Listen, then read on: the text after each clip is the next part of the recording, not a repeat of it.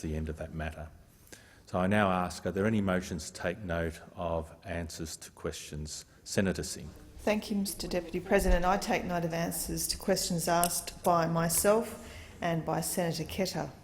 Mr Deputy President, you would think at a time when at the recent Paris Climate Change Conference, where so many global leaders came together to raise the importance of acting on climate change, on acting on greenhouse gas emissions, when commitments were made, targets were put in place and the like, when our own Prime Minister, who at that Paris Climate Change Conference made very clear statements about the importance of research and innovation as keys to dealing with global warming.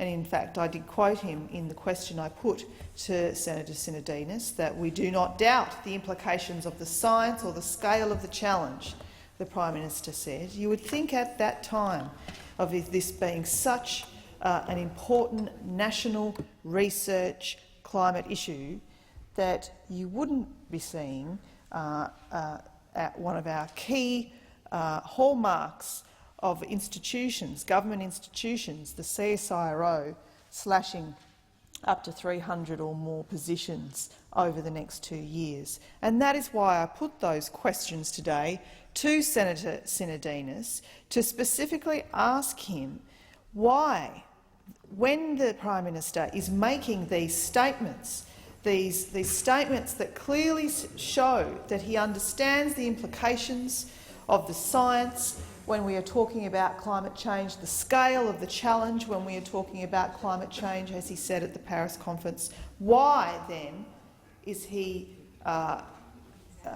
facilitating, in a sense, the cut to so many Australian climate scientists? Now, I heard the answer by Senator Sinodinos and also a similar answer by Senator Brandis.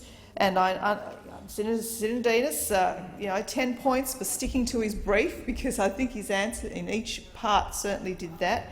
A brief which kept reiterating that there wouldn't be job losses, but realigning. Well, he knows very well, as does Senator Brandis, that the CSIRO Chief Executive, Larry Marshall, himself said that our business unit leaders work through the process of realigning their teams for the new strategy. It is inevitable that there will be job losses. So there will be job losses, as the Chief Executive has told us, and those job losses are catastrophic because they are the expertise that we need in this country to ensure that we are doing our research in climate science and also predicting future climate risk. Climate research is needed now more than ever. So cuts to environmental science, at a time when scientists need to be doing this work so much more than any other time, it is just ridiculous that this is taking place. And it's not just obviously me saying this. There are so many experts in the field that have come out very strongly today. One of them, for example, is Professor Holmes from the Australian Academy of Science, who said very clearly that our climate and environmental scientists are some of the best in the world. We wouldn't stop supporting our elite Olympic athletes just as they're winning gold medals, nor should we pull the rug from under our elite scientists. So here you have an incredible amount of expertise in climate research coming up and doing some incredible work that is needed, getting very good support from government in doing that, great outcomes in doing that, and at that pinnacle moment that they're doing that important research work, they then are cut. The rug is pulled from under them, and government is facilitating this research and innovation that apparently it highlights that it so-called thinks is important, is no longer going to be needed. Well, that is simply not good enough. We are losing our role and our responsibility to the global community if we do this. We need these climate scientists to continue to do their climate research.